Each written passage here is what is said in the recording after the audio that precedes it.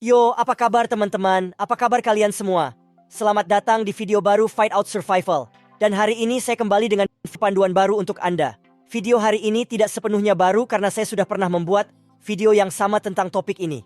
Topik kita hari ini adalah pertempuran pengecoran. Dan Anda tahu, saya sudah membuat video tentang Foundry Battle. Tetapi video itu sudah agak lama. Dan kami perlu memperbarui sesuatu karena game telah merilis beberapa pembaruan minggu lalu. Jadi kita perlu mengubah strategi kita. Jadi saya membuat video panduan baru untuk pertempuran Foundry. Saya menggunakan klip dari kehidupan masa lalu saya untuk video ini. Saya sudah menceritakan secara detail tentang pertempuran pengecoran di video terakhir saya. Jadi dalam video ini, saya tidak akan menceritakan apapun secara detail. Saya hanya akan memberikan beberapa penjelasan singkat tentang semuanya. Seperti bagaimana pertempuran dimainkan dan informasi lainnya. Dan saya terutama akan memberitahu Anda beberapa pembaruan baru dan beberapa strategi baru. Jadi mari kita langsung saja ke video kami. Ayo kita mulai. Video panduan terakhir saya di Foundry Battle adalah untuk pemain yang bermain secara gratis. Ini juga untuk pemain yang bisa dimainkan secara gratis. Tetapi video terakhir adalah untuk pemain dengan kekuatan rendah hingga menengah. Dan ini untuk pemain yang kuat dan gratis. Oke, jadi Anda bisa melihat strateginya terlebih dahulu. Saat Anda memasuki medan perang, tugas pertama Anda adalah memperkuat paus Anda atau pemain kuat aliansi Anda. Lihat apa yang saya lakukan. Sekarang, jika Anda adalah pemain yang kuat, tetapi jika Anda bebas bermain, Anda tidak boleh bertarung sendiri karena Anda akan menjadi sangat lawan yang kuat. Sumur yang sangat kuat di lawan Anda. Jadi, Anda harus membela hanya rekan satu tim Anda karena sumur Anda akan melawan rekan satu tim Anda. Paus akan bertarung, jadi Anda harus mempertahankan sumur Anda. Oke, pertempuran pengecoran dan pertahanan kota sebenarnya tidak sama. Dalam pertahanan kota, Anda dapat mempertahankan serangan paus. Tetapi dalam pertempuran pengecoran, itu tidak mudah karena tidak hanya satu sumur, tetapi 3245 dan banyak sumur akan menyerang Anda bersama-sama. Jadi Anda tidak bisa melawan diri Anda sendiri. Jadi jika Anda bebas bermain, strategi terbaik adalah mempertahankan pemain-pemain kuat Anda. Lihat apa yang saya lakukan sekarang. Aku punya pasukanku. Saya memiliki pasukan saya, dan saya mengirim pasukan saya ke semua pemain kuat dari aliansi saya. Mereka akan bertarung dan saya akan memberikan bantuan kepada mereka. Dan Anda harus mempertahankan paus Anda saat Anda semua berada di zona aman. Karena itu mudah. Kalian semua akan tetap dekat satu sama lain jika kalian berada di zona aman. Jadi ketika pertempuran akan dimulai, Anda akan mendapatkan waktu persiapan. Selama waktu persiapan itu, Anda dapat mengirim pasukan Anda ke sumur. Oke? Tapi kamu tidak boleh berteleportasi saat itu. Anda harus tetap berada di dalam zona aman setidaknya selama 20 hingga 30 menit. Dalam waktu 20 atau 35 menit semua akan bertarung. Dan kau akan memberi mereka bantuan. Jika paus Anda, bertahan. Paus akan berteleportasi dari sana. Jika paus Anda berteleportasi dari zona aman ini, Anda bisa bertahan untuk tetap berada di zona aman. Oke. Anda tidak perlu meninggalkan zona aman. Kamu hanya perlu mengatakan, tetaplah di zona aman dan pausmu akan bertarung. Tapi jika kau bertasi, semua pasukanmu akan kembali ke kotamu. Jadi jangan berteleportasi. Biarkan ikan paus Anda berteleportasi. Mereka akan berteleportasi dan mereka akan membawa pasukanmu bersama mereka. Oke, rekan satu tim Anda paus, atau rekan satu tim Anda, pemain yang kuat. Mereka sudah memiliki pasukan dan pahlawan yang sangat kuat di kota mereka.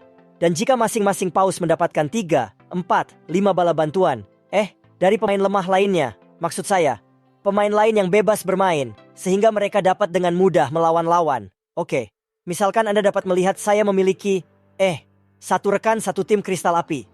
Kristal api 5 rekan satu tim di depanku. Aku telah mengirimnya bala bantuan dan rekan satu tim lainnya yang merupakan kristal api 3 atau 4. Ya, mereka juga berada di zona aman. Dan mereka juga mengirim bantuan ke kristal api 5. 5 api akan bertempur di garis depan dan yang lainnya akan memberikan bantuan. Ini adalah strategi saya.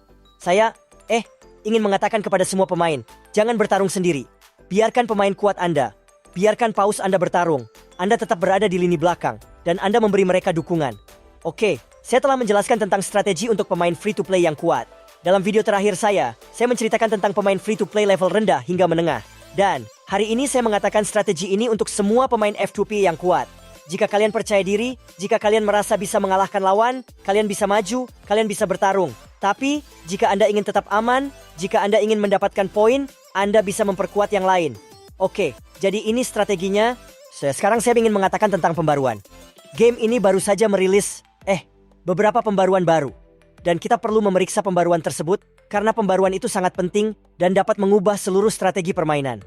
Oke, sebelum pembaruan ini, pertempuran pengecoran tidak seperti ini.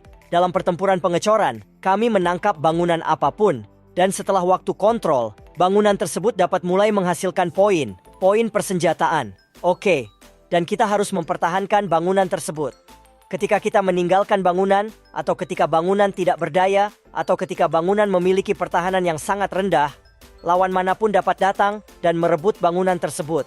Dan ketika lawan berhasil merebut bangunan, semua poin arsenal, mereka tersebar di luar. Itu adalah pertempuran pengecoran sebelumnya. Itu adalah pertempuran pengecoran tua. Itu selalu terjadi. Tapi strategi ini, maksudku, ini sangat berisiko. Jadi permainan mengubah strategi ini. Game mengubah mekanisme ini. Sekarang, ini tidak seperti ini. Sekarang, masalahnya adalah, ketika kita merebut bangunan apapun, kita mendapatkan 50 poin persenjataan, dan 50 lainnya, mereka tidak dilindungi. Maksud saya, 50 yang pertama dilindungi. Dan kita akan mendapatkan 50 dengan cara apapun. Kita akan selalu mendapatkan 50. Tapi ketika ada lawan yang berhasil merebut gedung, 50 lainnya akan tersebar di luar gedung. Sebelum update ini hadir, ketika kita mendapatkan poin, floating point akan terlihat mengambang di atas kepala bangunan. Titik melayang tersebut akan tersebar di luar jika ada lawan yang berhasil mematahkan pertahanan kita. Jadi semua poin arsenal 100 poin arsenal akan tersebar di luar. Itu terjadi pada pertempuran pengecoran sebelumnya. Namun dari update terbaru, tidak seperti itu. Kita akan mendapatkan 50 pertama. Itu akan masuk ke dalam penyimpanan kami. Itu akan masuk ke dalam papan skor kami. Dan 50 berikutnya akan tersebar di luar. Dan siapapun bisa mengambilnya. Pada pembaruan sebelumnya, semua 100 akan tersebar di luar. Dan sekarang hanya 50 yang akan tersebar di luar. Sekarang saya ingin menunjukkan sebuah contoh bagaimana 50 poin akan tersebar di luar. Anda dapat melihat bahwa kita memiliki beberapa poin dan lawan datang untuk memukul kita. Oke, lawan datang untuk memukul kita dan kita mencoba untuk bertahan dari serangan lawan. Lihat, poin-poin tersebar di luar, tetapi tidak 100. Hanya 50 poin yang tersebar di luar. Dan, sisa 50 diamankan di papan skor kami. Oke, saya tunjukkan satu contoh lagi. Kita akan menyerang gedung ini. Gedung ini memiliki beberapa titik dan kita akan menyerang. Lihat, kita telah menyerang dan tidak ada 100 pointer yang tersebar di luar. Hanya 50 poin yang tersebar. Ini adalah pembaruan baru dari pertempuran pengecoran. Dan ini dapat menciptakan keseimbangan karena pembaruan pertama. Pertempuran pengecoran pertama tidak terlalu bagus. Yang lama tidak terlalu bagus jika semua 100 pointer tersebar di luar. Sangat menjengkelkan. Tapi sekarang permainan sudah seimbang. Saya dapat mengatakan bahwa permainan menjadi seimbang dengan pembaruan ini. Akan menjelaskan secara detail tentang bangunan lainnya. Saya sudah membahasnya di video terakhir saya. Seperti, kami memiliki 7 bangunan. Saya hanya memberikan gambaran singkatnya saja. Kami memiliki 7 bangunan. Tempat pengecoran kekaisaran, situs prototipe dan fasilitas perbaikan dan gudang amunisi, kamp tentara bayaran, stasiun transit, dan ruang ketel. Dan Anda sudah tahu bangunan mana yang memiliki fungsi apa. Gudang amunisi akan memberimu bonus pertahanan serangan, dan kamp tentara bayaran akan membantumu meluncurkan tentara bayaran. Dan transistasi akan membantu Anda mengurangi waktu teleportasi. Waktu cooldown teleportasi sebesar 50. Dan ruang ketel akan memberi Anda bonus waktu kontrol. Ini adalah semua fungsi bangunan. Dan kau tahu ini. Saya, mengatakan ini di video saya sebelumnya dan saya memberikan bagan lagi. Bangunan mana yang dapat memberi Anda poin apa? Saya tunjukkan grafiknya lagi. Lihat saja grafiknya, hentikan video dan ambil tangkapan layar dari grafik ini. Oke, jeda video. Dan dengan pembaruan baru ini kami memiliki beberapa perubahan dalam strategi kami. Dalam video panduan terakhir saya mengatakan kepada Anda untuk menghindari pengecoran kerajaan, karena pengecoran kerajaan memberikan poin yang sangat tinggi. Kalian bisa saja, jika kalian menahan Imperial Foundry dalam waktu yang lama, lawan bisa datang di saat-saat terakhir, dan mereka bisa mengambil semua poin. Mereka bisa mengambil semua poin 100, poin yang Anda kumpulkan dari seluruh pertandingan. Anda menangkap pengecoran kekaisaran dan lawan bisa mengambil di saat-saat terakhir. Ini sangat buruk. Namun dengan update baru ini, hal tersebut tidak mungkin terjadi. Karena jika Anda merebut pengecoran kekaisaran, lawan dapat mengambil maksimal 50 poin. Jadi dengan pembaruan baru ini, kami memiliki beberapa perubahan dalam strategi kami.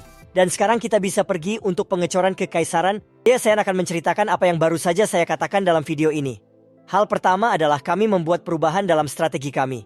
Dalam video terakhir saya mengatakan bahwa harus menyerang bangunan yang tidak berdaya, atau kita harus menyerang bangunan yang memiliki pertahanan yang sangat rendah. dan kami dapat merebut semua poin yang tersebar di luar. Tapi sekarang kami mengubah strategi, karena sekarang kami kuat dan lawan kami juga kuat. Jadi kita tidak bisa melawan lawan secara langsung. Jika kami dapat memperkuat para pemain kuat kami dapat memperkuat para pemain paus kami. Mereka akan bertarung, dan kami akan memberi mereka dukungan. Anda dapat melihat semua pasukan saya di luar. Lihat saja, semua pasukan saya ada di luar. Mereka mempertahankan pemain-pemain kuat kami. Dan saya melakukan ini untuk mendapatkan poin saya. Saya juga akan mendapatkan poin saya jika saya melakukan ini. Dan hal berikutnya adalah permainan ini memiliki beberapa pembaruan. Dalam pertempuran pengecoran sebelumnya, kita bisa menangkap semua titik 100 ketika kita menangkap bangunan apapun. Tapi sekarang itu tidak mungkin. Kita hanya akan mendapatkan 50 poin dari titik yang dikumpulkan. Oke, dan saya ingin mengatakan bahwa sekarang pertempuran pengecoran sangat seimbang. Karena pada pertempuran pengecoran sebelumnya, pada pertempuran pengecoran yang lama, kita bisa kehilangan semua 100 poin kita yang kita kumpulkan. Tapi sekarang kita akan mendapatkan setidaknya 50 poin. Jadi kita bisa menggunakan bangunan apapun yang kita inginkan. Dan sekarang permainan menjadi seimbang. Periksa panduan terakhir saya tentang pertempuran pengecoran. Jika Anda ingin mendapatkan informasi lebih lanjut tentang mekanisme pertempuran dan bangunan lainnya, Anda dapat memeriksanya. Tautan yang diberikan dalam komentar yang disematkan. Dan Anda juga harus memeriksa panduan rally dan panduan menyerang saya. Karena dalam pertempuran pengecoran, kita harus selalu melakukan serangan. Kita harus selalu melakukan rally. Jadi Anda dapat memeriksa panduan atau tautan yang diberikan dalam komentar yang disematkan. Anda harus berdiskusi dengan anggota aliansi Anda. Dan Anda harus mengubah strategi Anda dengan pembaruan baru ini. Karena semuanya telah berubah. Mekanisme pertempuran telah berubah. Jadi, kamu harus selalu mengubah strategimu seiring berjalannya waktu. Kamu juga harus mengubah strategimu. Sekian untuk video kali ini. Untuk menonton lebih banyak lagi, silakan berlangganan.